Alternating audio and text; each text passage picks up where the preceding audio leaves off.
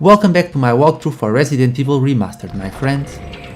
In the previous section we obtained a couple of death masks, and unfortunately our friend Richard died protecting Jill from the giant snake, but I can guarantee you that we will avenge him a little bit later on. Before we head out of the mansion, I'm going to start by collecting the Windcrest. First we need to open this door with the armor key. And in order to obtain the Windcrest we need to solve a small puzzle, nothing that's very hard. But before we do that, let's dodge here to the left and let's check this room. I'm not going to collect anything inside it, but I want to show you some items that are inside. So in here you will find a first aid box. Inside this first aid box will be a first aid spray if you open it. I don't need it, so I'm not going to collect it. In here is an ink ribbon, and in the corner by the bed there's a green herb. So if you want to collect them, feel free to do so. But keep in mind that you'll need 2 empty slots for the next section.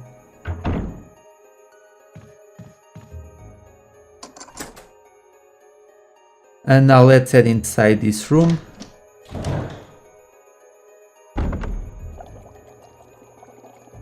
First let's read this document, Researcher's Will, and you can see that part of it was ripped off. You can only read the full version of the letter if you are playing as Chris. Apparently this researcher tried to stall the effects of the infection, but he eventually decided to give up and he killed himself. But apparently Mr. Martin Crackhorn, funny name by the way, he probably came back to life since his body isn't in the room. So we need that hook and the lure of a bee, and now what we're going to do is combine both items. And now we're going to this board and we're going to collect the bee specimen, and we're going to place the lure of a bee in the place of the bee specimen, and now place the bee specimen on this board, and that will unveil the Windcrest.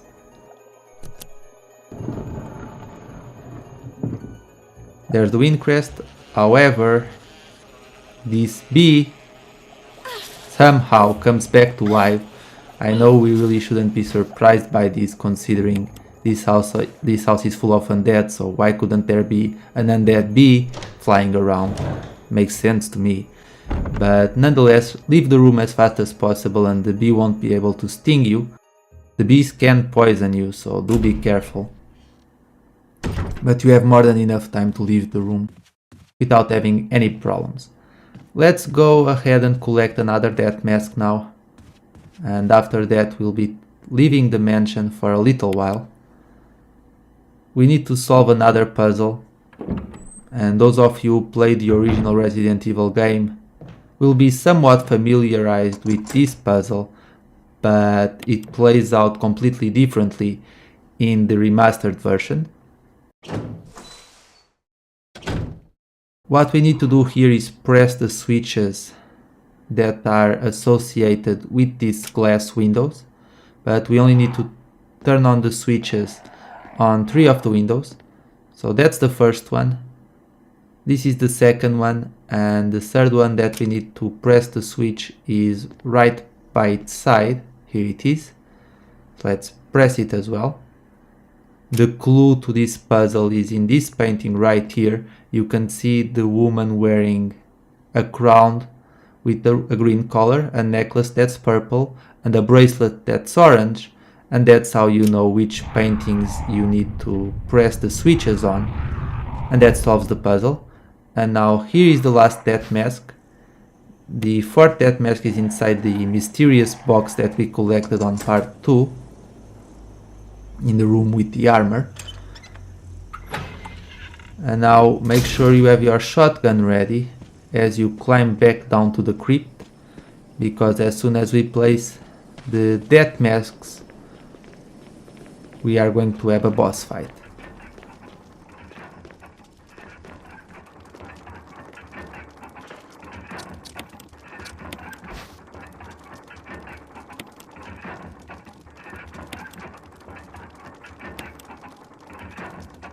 And by looking at the parts of the face of the statues that are missing, you'll know which mask you need to place.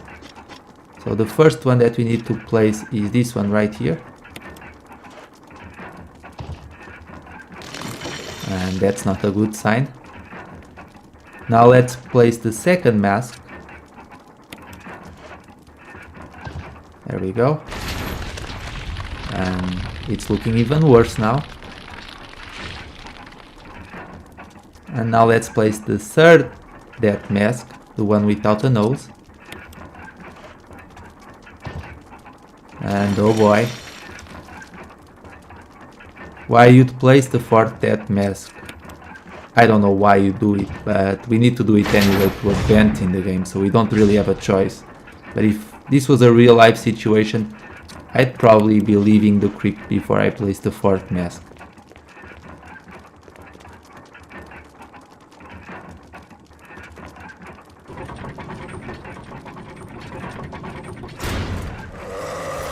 So let's get ready to battle the Elder Crimson Head.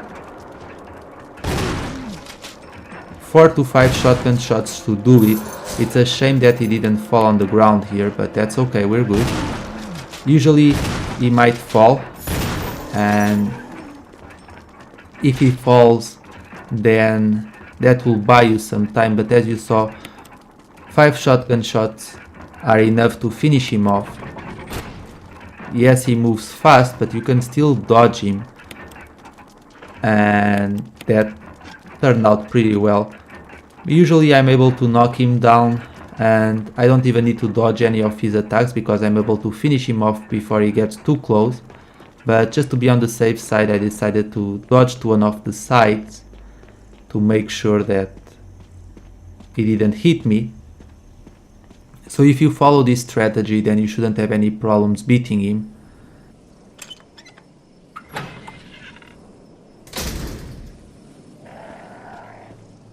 Now we're going to leave the mansion, like I said, for a while.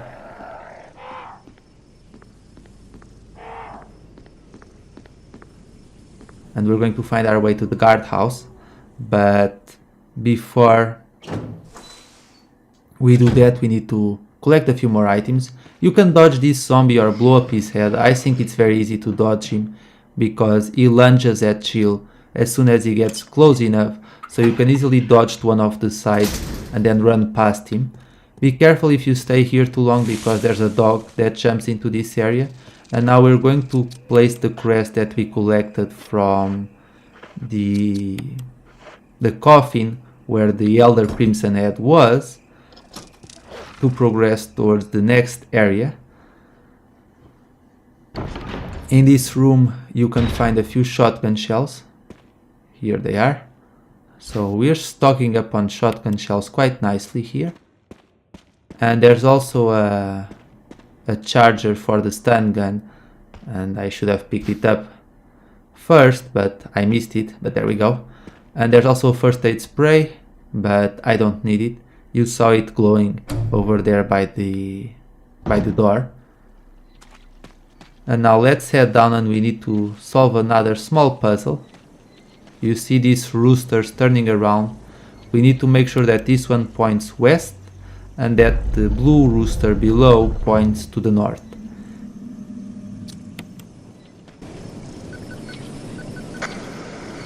Somebody respawn! Over! Barry? Monster! Chains! Gun! Infected! It's it! Stay away! Forest outside mansion! Stay! Hey! That warning comes a little bit too late. You see, we're standing in the forest, so nothing good can come out of it. But oh well, let's make sure that this one is turned to the north, and sorry I messed up here, so I guess I'll have to try again. Let's try it one more time. Like I said, the speed of the wind makes it a little bit difficult. Sometimes it moves slower, sometimes it moves faster, but we need to make this one point to the north and we can progress towards the next area.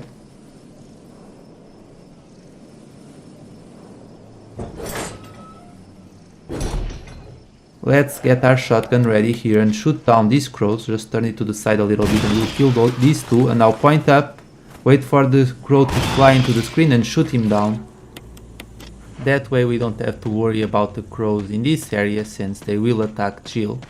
And now what we're going to do is place the Windcrest in this tombstone right here. And that will unveil 3 other crests, the Sun Crest, the Star Crest and the Moon Crest. And we're going to collect them all and turn them around. And there's going to be a switch on them that we need to press. And after we do that, we're going to insert them in this tombstone right next to the one where we placed the Windcrest. And as a reward, we will gain a Magnum. It's not as cool as Barry's weapon, but nonetheless it's pretty cool to carry around. The Magnum is a very powerful weapon.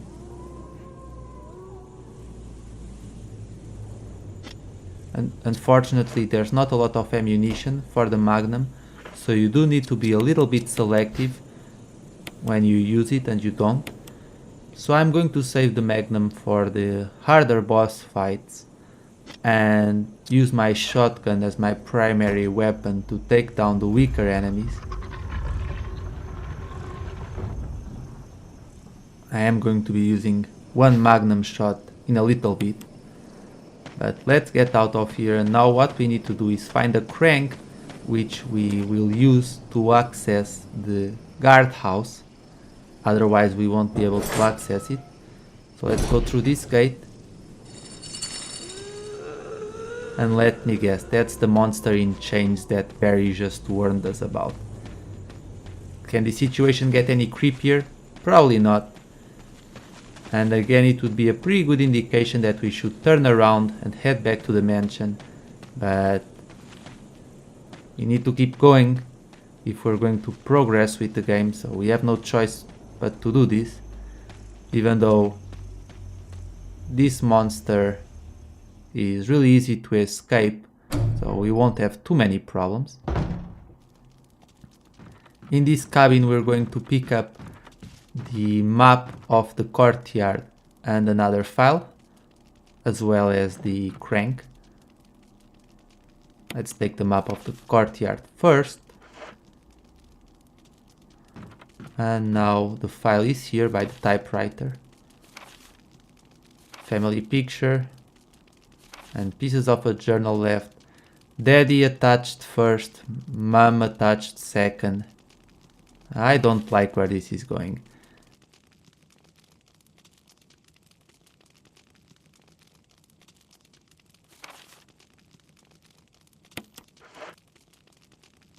This can't be a good sign at all, and we should probably get out of here now. Actually, you know what? Wait. Sorry about that, guys. I was heading in the wrong direction. I actually needed to go in the opposite direction here. Fortunately, I caught myself before I actually left the cabin. Let's place the shotgun that doesn't have any more ammo inside the chest. And now let's pick up the crank. And after that, prepare your Magnum, because we will be using it.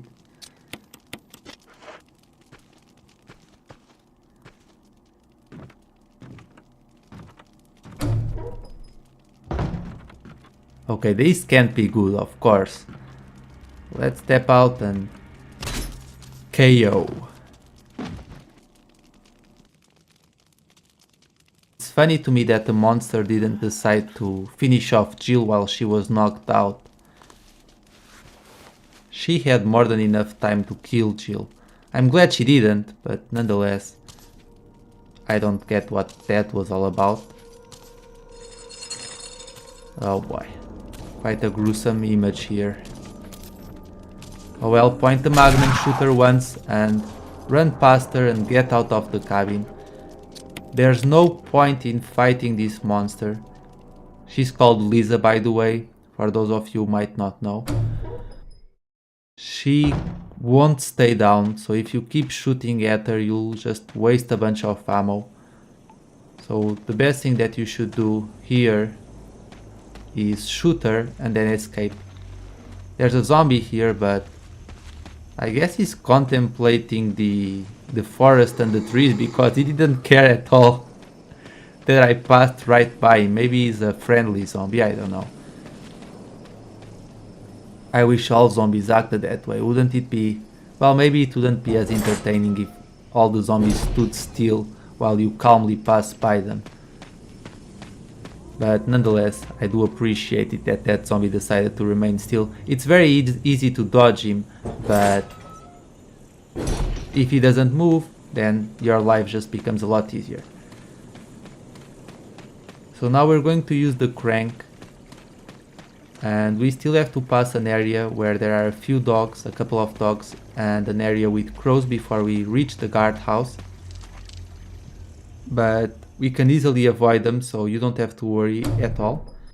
Don't forget to pick up the shotgun shells in case you missed them the first time. They're in the corner. And now let's head towards the guardhouse. This is Brad. If you can hear me, just give me a sign. Anything. Jill to Brad, can you hear me? Shit, it's broken. So we're going to keep running ahead. You can pass by these dogs before they try and attack you, so you have more than enough time. The guy that just spoke in the radio is called Brad Vickers. He's the pilot for the Alpha team. Some of you might know him as the guy who gets killed by Nemesis in front of the police station. Nemesis pierces his mouth with a tentacle. It's actually quite gruesome. Can't say he didn't have it coming considering he abandoned his teammates.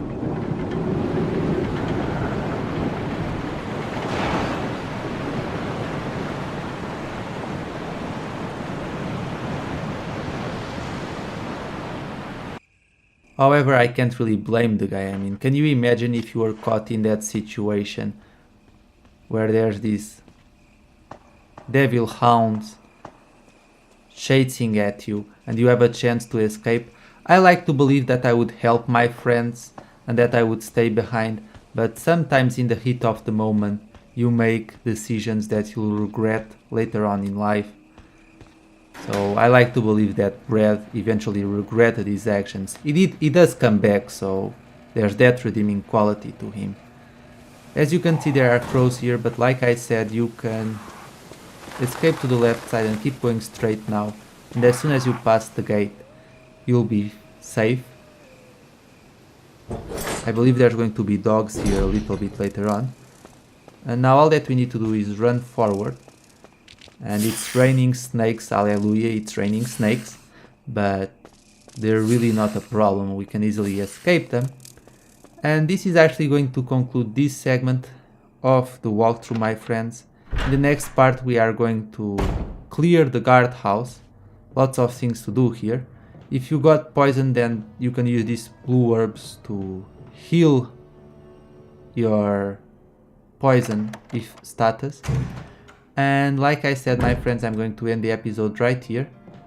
So thank you so much for watching. Thank you for all the support that you've been giving to this series. I'm really impressed with the great reception that it has received, and it means a lot to me. Thank you for all the likes and comments. And I'll see you all later for part number 4. Take care, my friends.